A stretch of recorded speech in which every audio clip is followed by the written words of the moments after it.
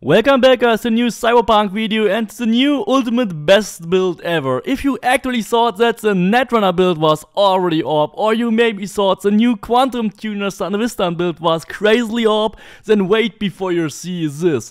This build will make you completely invincible and you will never die again. It is simply the best build you can make right now in Cyberpunk 2077. This build is freaking awesome. It deals with a whole max tech group in less than 10 seconds. You can constantly kill max techs over and over as easy as if they just were normal enemies. I really have to warn you, because nothing in this game will ever become a threat anymore when you make this build. Even everything you see here was already done on very hard. In order to make this build, we will combine the best from Berserk and Sanvistan to create the ultimate mercenary hybrid build. The primary focus of this build will be all sorts of melee actions, but you can totally use this build as a gunfighter as well. Of course, the stupid nerfs from patch 2.1 are still present, and they will also affect this build as well, since the axolotl will basically affect every build. But this nerf has the least effect on melee builds, and it is still extremely easy to keep up your Berserk mod. Speaking about Berserk mods got a crazy buff. At least some of them are now having a 50% damage reduction when they are active. So CDPR really wants us to try out Berserk and get all the crazy damage buffs. And I can guarantee you, once you've made this build, you will never want to make another build ever again. No Netrunner build and no Sanvistan build will ever give you the crazy amount of fun than this one. For this build, we'll also use the crazy invincibility mechanic I've already shown you in a previous katana build. This mechanic is based on using a Berserk mod in combination with the axolotl that constantly triggers the Reflex Tuna to not only use the Berserk buffs, but also have slow-mo almost active every time. And in return, the slow-mo effect of the Reflex Tuna also helps you to keep up Berserk even further. But the real mechanics that makes you invincible is actually that whenever the Reflex Tuna is triggered, you also get a free blood pump charge if you make a kill if you have the perk Borrowed Time. And this free blood pump charge is always immediately consumed. So if you ever reach 25% health, your screen immediately turns green, you get the slow-mo effect and the free instant blood pump charge. And this blood pump charge is consumed at the same frame, so you will actually never drop to low health. All this works instantly without you having to do anything if you have the blood pump, the biomonitor and all the correct cyberware. But it gets even better, because the 100% additional critical damage from Berserk is also applied to the shock and awe lightning bolts, which will literally turn the whole battlefield into an absolute deadly thunderstorm. Everything you do while you're at Berserk is also getting all the crazy buffs from Berserk, including every electric explosion. It is important to understand that all Berserk mods will make you invincible, but some of them will also allow your health to drop to 25% to trigger the Reflex Tuna, the free blood pump charge and the instant health and adrenaline refill. So taking no damage at all is actually not better. The Biodyne Berserk allows your health to drop to 25%, which allows you to trigger the Reflex Tuna and all the crazy stuff. And it also has by far the best damage buffs, which makes it the best Berserk to use. And additionally to that, you can of course also use the Quantum Tuner to triple its duration. This works very similar to when we use the Quantum Tuner to extend our Sanvistan duration. Whenever your Berserk mod is actually running out of its charge, the Quantum Tuner will kick in and instantly refill it. If you don't interfere with any other cyberware, you can do that up to 2 times in a row. The most efficient way to play this build is of course to use any sort of melee weapon, but you are not limited to only play with melee weapons, you can also play with any sort of ranged weapons as well. But if you want to use all the crazy damage boosts and invincibility glitches that come when using Berserk, then you should definitely pick up at least one melee weapon in your build. Of course, katanas are the fastest and deadliest melee weapon you can use, but other melee weapons such as the baseball bats or even the Tinkerbell, which deals additional electrical damage, are also great as well. But of course you can also pick up the gorilla arms and use a very simple and subtle style to beat up your enemies. Of course these gorilla arms can also be equipped with electric damage to deal additional damage to all your enemies. But whatever weapon you prefer, you actually don't really have to use Berserk at all. I really only needed Berserk when fighting max techs. And that means this build is not only limited to melee weapons, you can basically play with whatever weapon type you prefer. You can play with SMGs, assault rifles, pistols, sniper rifles, or even shotguns. Shotguns are especially great because they have a great synergy effect together with your adrenaline. And if you want, you can also turn this build into a throwing knife stealth build or simply switch Berserk for Sandevistan.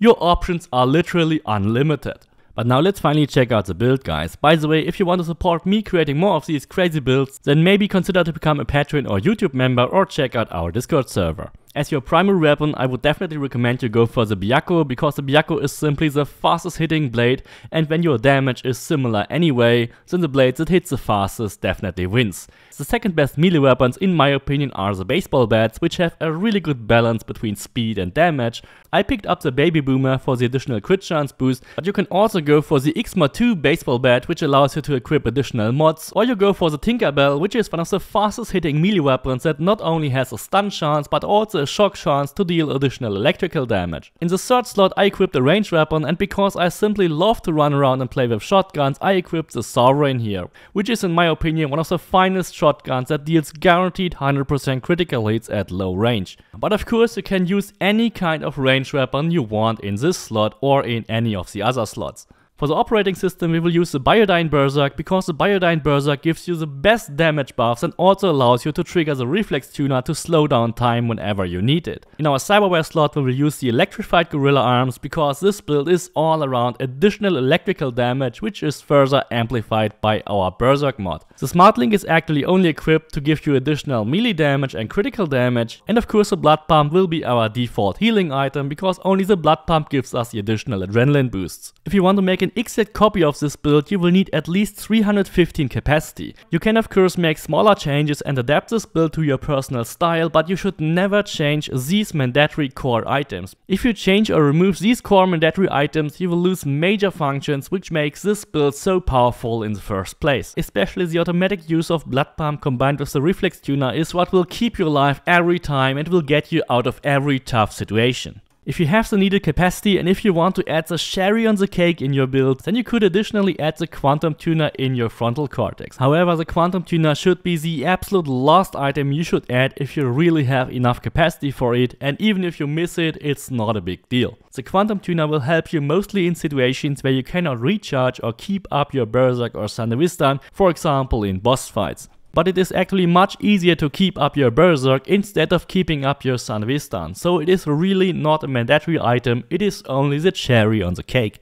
The other slot will be used for the Mechatronic Core for increased damage versus robots, and for the Axolotl, which is still an insanely great item and a mandatory item for every build you make. The operating system of course will be the Biodyne Berserk, but if you don't like Berserk, you can also make this build a completely perfect Sandevistan build as well. However, then I would definitely recommend to pick up the Quantum Tuna, and an easy way to free up some capacity is of course to leave out the Cockatrice optics and just equip some normal eyewear to get 30 additional capacity for it. In the arm slot we will of course go for the Gorilla Arms, and to get the best possible damage we should equip the Electrified Gorilla Arms. In the skeleton of course we will go for as much armor as we can. We equip the Epimorphic Skeleton, Parabellum, and to increase our melee damage we will go for Dance Marrow. To increase our survivability we will go for the Neo Fiber, then of course the Reflex Tuna is a mandatory item that slows down time whenever we reach a low amount of health, and we also go for the Stabber for increased crit chance for our blades. An extremely powerful item, especially in a melee build, is Shock and Awe, because every time you get hit you have a 12% chance to deal a huge electric explosion, which is also using the 100% critical damage from the Berserk mod. So you will easily deal over 1000 damage for all those electric explosions. The Carapace is a great item that keeps you alive, especially when you're shot from multiple sides, and the Subdermal Armor gives you a big chunk of armor for a very cheap price. In the hand slot I've equipped the Smart Link, because the Smart Link gives me over 4.5% melee damage and over 2% critical damage. However, if you want to play more with ranged weapons, you could also go for the Micro Generator instead. In the circulatory system I would really recommend you to go for a second heart. Heal on Kill got significantly nerfed and there's no additional synergy effect like we have with Sandevistan, so second heart is definitely the better choice for Berserk. And of course the Blood Pump and Biomonitor are absolute mandatory items that automatically heal you whenever it is needed, and don't forget to add the tendons for your double jump. For the additional stats you should look for more melee damage, electrical damage, health and health item recharge speed.